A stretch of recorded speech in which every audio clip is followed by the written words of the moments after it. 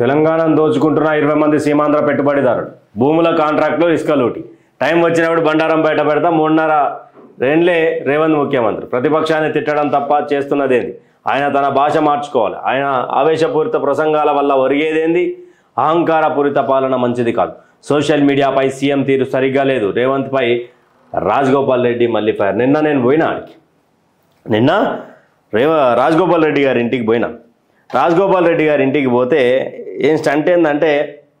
Direct ఆయన సవాల్ విసురుతా ఉన్నాడు విమర్శ కాదు సూచన గ్రామాలల్లో మనం ఇచ్చినటువంటి గ్యారెంటీల మీద మాట్లాడదాం పనులు చేద్దాం మీరు అడ్డమైనటువంటి మాటలు మాట్లాడితే అడ్డంగా మమ్మల్ని బుక్ చేస్తూ ఉన్నారు అడ్డంగా మమ్మల్ని తిడుతూ ఉన్నారు అసహించుకుంటారు అని చెప్పేసి గౌరవనీయులు మునుగోడు మా శాసనసభ్యులు రాజగోపాల్ రెడ్డి గారు రేవంత్ రెడ్డి గారికి గట్టిగానే ధమ్కి అనుకోవచ్చు సూచన అనుకోవచ్చు విమర్శలు అనుకోవచ్చు ఏదైనా సోషల్ మీడియాని తిడితే రేవంత్ అన్న తెలంగాణ ప్రజల అస్తిత్వాన్ని ఢిల్లీలో వేదికగా తాకట్టు పెడితే బీసీల రిజర్వేషన్లు అంటూ బీసీలందరినీ రోడ్ల మీద కూర్చోబెడితే రాహుల్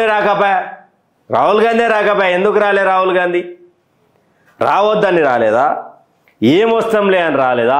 ఈ బిల్లే పాస్ కాదు దీనికి చట్టబద్ధతనే లేదు అని చెప్పి రాలేదా దేనికి రాలేదు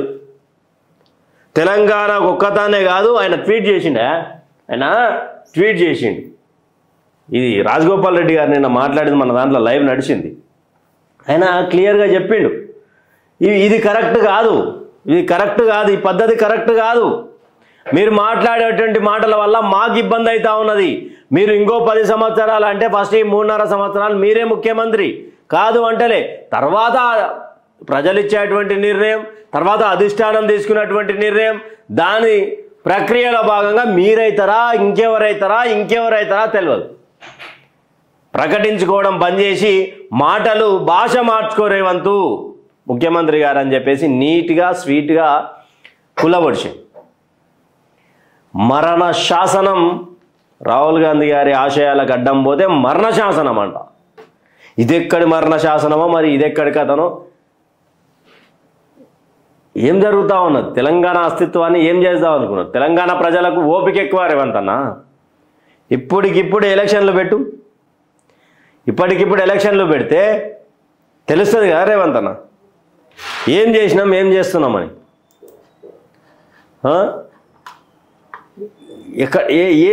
అసలు ఏం చేయదలుచుకున్నావు చెప్పు ఒక మాట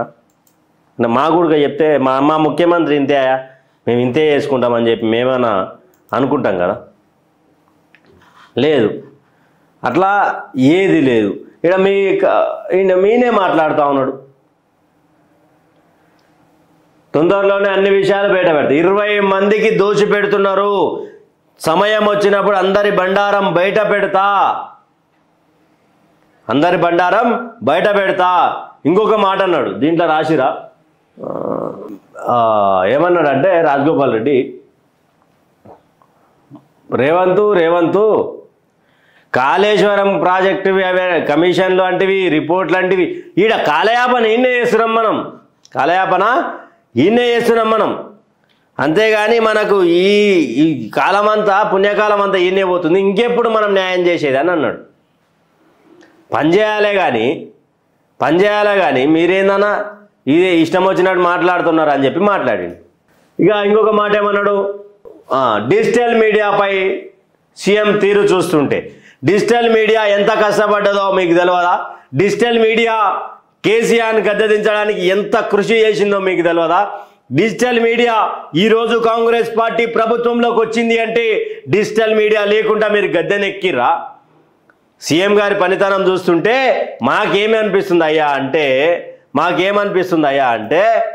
ఓడ దాటినాక ఓడమల్లన్న ఏంది ఇది సామెత ఓడమల్లన్న సామెత గుర్తుకు ఓడ దాటినాక ఓడమల్లన్న ఒడ్డుకొచ్చిన తర్వాత బోడమల్లన్న అనే సామెత ఉంటుంది కదా అదే గుర్తుకొచ్చని చెప్పి డైరెక్ట్ నేను చెప్తలే రాజగోపాల్ రెడ్డి గారే చెప్పారు డిజిటల్ మీడియా సంబంధించినటువంటి ప్రతి ఒక్కరు వారియర్సే ఏ విధంగా మీరు అంటే మాట మీరు ఫస్ట్ నీ భాష మార్చుకో రేవంత్ అని చెప్పి డైరెక్ట్ అటాక్ చేసి మరణ శాసనాలు తర్వాత రాసుకుందరు ఇజ్జత్ తీస్తురుగా సార్ ఢిల్లీ పోయి ఆ ఇంగ్లీష్ మీడియాల ముందల నేషనల్ ఛానల్ ముందర ఇజ్జత్ తీస్తూ ఉన్నారు కదా. మీ భాషకు మీకు దండం సార్. ఇక ఏమన్నాడు, అహంకార పూరిత పాలన మంచిది కాదు, అధికారం పదవులు శాశ్వతం కాదు, తక్కువ మాట్లాడి ఎక్కువ పని చేయాలి, తక్కువ మాట్లాడి ఎక్కువ పని చేయాలా. ఎస్, దీంట్లో మేమే ఒక క్వశ్చన్ అడిగినాం. మేము క్వశ్చన్ అడిగినామంటే రాజగోపాల్ రెడ్డి గారు మరి ఏంటి పరిస్థితి, మీ అన్నగారేమో నాకు సంబంధం అంటే, నాకు అప్పుడు నా పార్టీకి భారతీయ జనతా పార్టీలో బాగున్నటువంటి నాకు మంచి గౌరవం దొరికింది. ఆ సమయంలో సునీల్ గన్గోలు కావచ్చు, ఇప్పుడున్నటువంటి మహేష్ కుమార్ గౌడ్ కావచ్చు, పిసిసి అధ్యక్షులు, వీళ్ళందరూ వచ్చి నాకు హామీ ఇచ్చి నన్ను కాంగ్రెస్ పార్టీలోకి తీసుకొచ్చిర్రు. దాని గురించి అడుగుతా ఉన్నా, ఒక్కని కిందనే ఎన్ని పెట్టుకుంటారు అని చెప్పి మాట్లాడి దీనికి సమాధానం మీ ఎమ్మెల్యే గారు మాట్లాడినటువంటి మాటలకే మీరు సమాధానం చెప్పగలుగుతారా? 20 నెలలుగా గ్రామాలు అభివృద్ధికి దూరం, మీడియాతో ఎమ్మెల్యే కోమటిరెడ్డి రాజగోపాల్ రెడ్డి. ఎస్, గ్రామాలలో స్థానిక సంస్థలు ఎందుకు పెడతలేరయా? ఇప్పటికిప్పుడు ఎలక్షన్ జరిగితే ఎవరు గెలుస్తారో స్థానిక సంస్థలల్లో చెప్పురు మీరే. ఆల్ ఓవర్ 33 జిల్లాలల్లో గెలుపు బావుట. సర్పంచ్ అంటే దాదాపు వ్యక్తిగతంగా వ్యక్తిని చూసేస్తారు. ఎంపీటీసీ, జెడ్పీటీసీ, సర్పంచ్ అన్ని సరే అన్ని పార్టీకి సంబంధించి అప్లికేటెడ్ ఉంటారు కాబట్టి ఎవరు ఎక్కువ గెలుస్తారో చెప్పురు మీరే. మీకు పోల్ పెడతాం ఈరోజు, ఆ పోల్లో పాల్గొనండి.